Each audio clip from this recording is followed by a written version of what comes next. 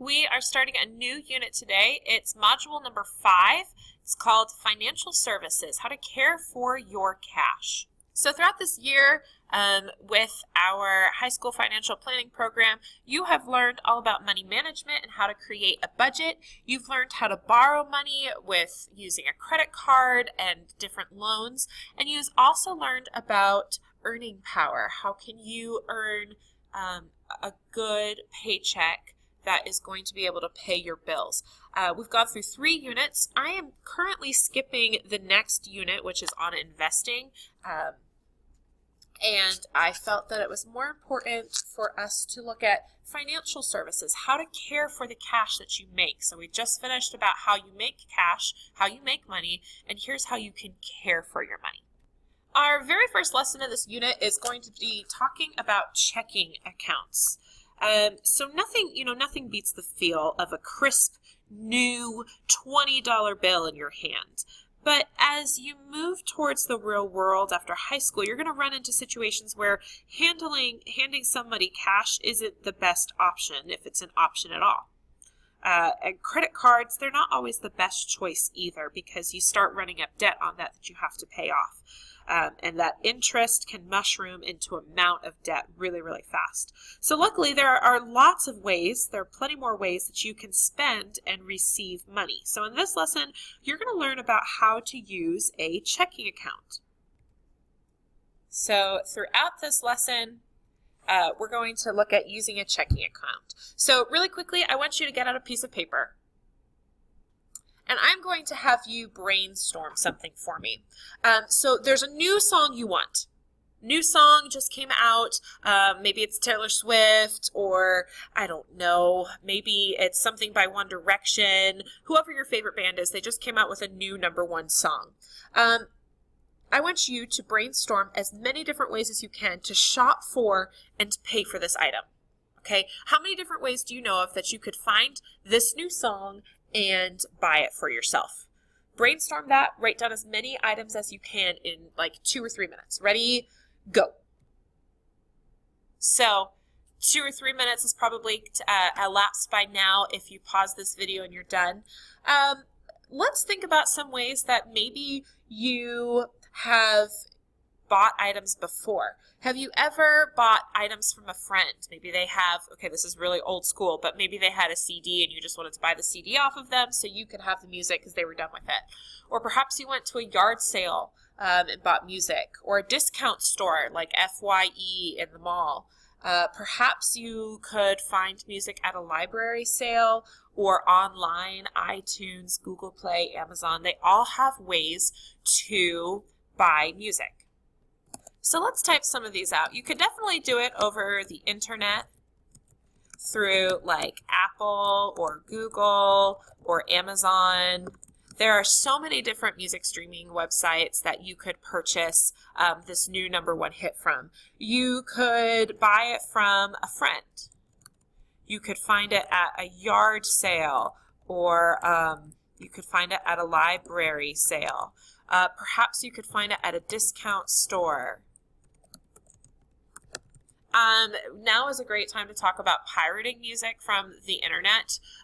People pay money to buy people's music, and that is that artist's livelihood. It's never okay to pirate music and try and download it for free. That's actually illegal. So I hope you didn't put that down, but if you did, please understand that pirating music, getting it for free from an online website, is totally illegal and is not acceptable. All right, so we've listed a whole bunch of places that you could buy this new song. Now let's discuss the different ways that you could pay to get this song. So if you are buying from the internet, could you use cash, or do you need a credit card? Maybe there's some type of way that you need to pay for this. I think if you're familiar with purchasing on the internet, over the internet, you know that you cannot just pay with cash or pay with a check. You have to have some way to pay for this, whether it's a credit card or a PayPal account, which PayPal accounts, that's something that we'll get into. That's a type of financial service that you have to link either a credit card or a bank card to. but you'll probably need something like a debit card or a credit card to pay for internet purchases. With friends, friends, they would probably take cash or maybe a check. If you didn't have the cash on you, they could take a check. But unless they have technology, you probably wouldn't want to use a credit card or debit card with them.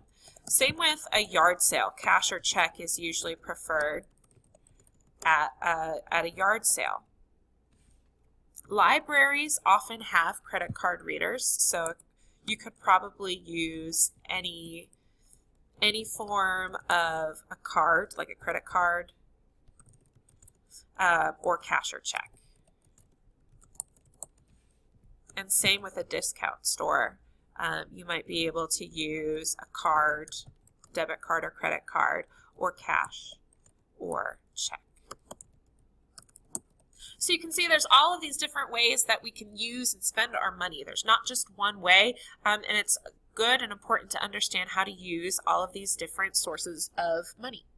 So when we looked at those sources of money, debit cards and checks. So debit cards and checks are both linked to a checking account. So my goal for you is by the end of this lesson that you'll be able to demonstrate how to use a checking account. All right, so we've discussed how many different ways you can shop for and pay for music. We're going to answer these questions. What should you pay with a check? How do you use a checking account? How do you keep track of how much money you have in your checking account? So these are the ways that you can demonstrate that you know how to use a checking account. So go ahead and grab your student booklet, turn to pages 3 and 4.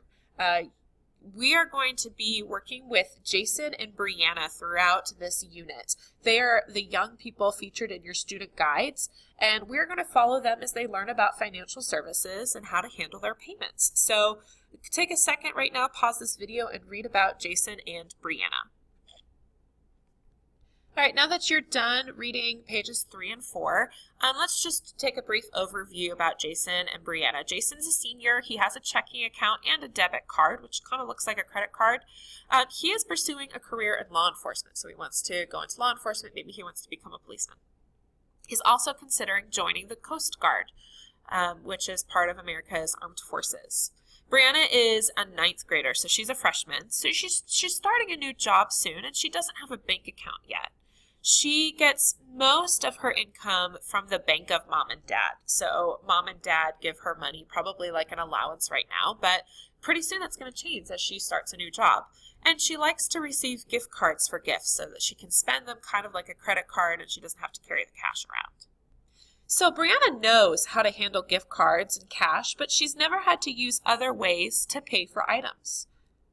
Have you ever used any other ways other than gift cards and cash to pay for items?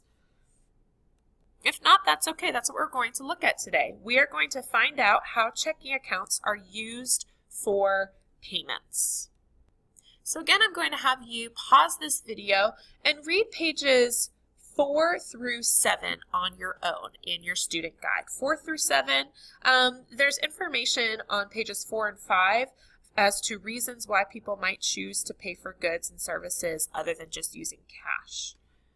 And on page 6 and 7, you're going to read about the benefits and some negatives about using a checking account for your purchases. So right now, go ahead, pause this video, read pages 4 through 7 in your student guide on your own.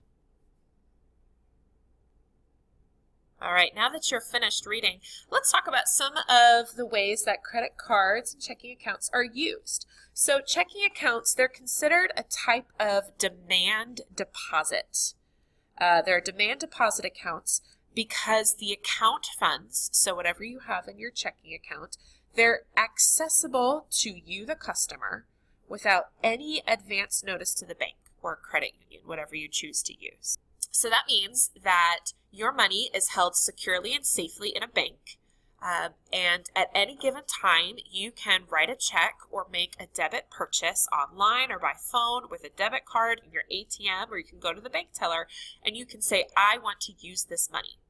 That's different from a savings account.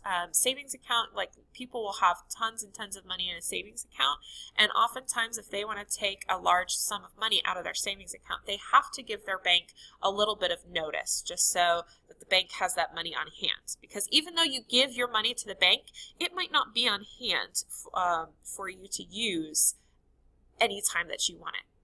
If it's in a savings account. If it's in a checking account, it's there and it's available to you at all times. So the ways that you can use it, again, you can use a demand deposit by a bank teller. So that's in person. You go to the bank and you tell them that you'd like to either deposit money or take money out of your checkings account. You can do that at the ATM. Those are the little machines that you see in different stores. You can get money from them. You can make purchases online and payments online, and that money will come directly out of your account into the other person's account. You can do this by phone, or you can write a check, or you can use a debit card. All of these different ways allow you to access money from your bank account without having cash on hand at all times. All right, on your own, I'm going to have you complete activity 5.1. It looks a little bit like this. It's proof of payment. Activity 5.1, proof of payment. The directions say give 2 instances in your life when a check is a good option to use as proof of payment rather than paying with cash. If you don't have good 2 instances in your own life where it might have been better to pay with a check rather than cash, think about people that you know who pay with checks or use debit cards. When do they use them, and why was it a good idea for them to use the check or debit card rather than paying with amount of cash? So think when it's a good idea or why people might be using checks instead of cash, and go ahead and write down 2 reasons. You can pause this video while you do that. So now that you're done, I'm going to share with you 2 stories of my own. When I was younger, I would oftentimes forget to send my permission slips home if we were going on a field trip at school. And so sometimes those permission slips required that my parents pay money for me to go on the field trip. Maybe it was like $12 to $15 for me to go to a museum with my class. And I wouldn't bring the permission slip to my mom until like the night before it was due. And I'd say, Mom, I need you to sign my permission slip. And I need $12. Well, depending on the day, if my mom had just paid the bills or if she hadn't gotten her paycheck yet, she would usually get really frustrated with me for waiting last minute because she didn't have the cash on hand to give me. So instead of giving me cash, she would write a check. She didn't have the money right away, but she knew that there were sufficient funds in her checking account for me to be able to go on this field trip. So she would write a check to the school and sign my permission slip with a good scolding telling me not to wait to the last minute the next time that I paid. I've also found that it's great to be able to write a check when I am paying for something that costs a lot of money. So when I went and bought my first iPod, this is a long time ago before the iPhones were even created. When I bought my first iPod, that cost about $150 to like $200. And I didn't really feel comfortable walking around the store with $200 in my wallet. What if I had left my wallet someplace or it got stolen? So I decided that when I was going to go buy my iPod at the store that I would write a check to the company rather than just carry around a large sum of money, and that kept me safe, and that just made it a whole lot easier. I knew that the funds would be transferred from my bank account over to the store as soon as I gave them the check. So those are 2 reasons why I would use a check. You might have different reasons, but again, whenever you write a check or whenever you make an electronic payment with your checking account funds, you are telling the bank to take your money and immediately give it to somebody else. So it's just like if you had $200 and you handed it to a friend. It's the same idea, except we're doing this kind of electronically. When that check is signed, or if you use a debit card, the payer, so you are entering into a contract to agree to pay the specific amount when the payee takes that check. So sometimes if you ever have a check it's not going to be deposited right away. But you have to make sure that you have the right funds and the correct amount of funds on hand in your debit account or your checking account when that person asks for that money to be handed over. All right, so that's all the time that we have for right now to discuss checking accounts. We're going to get more into this in our next unit.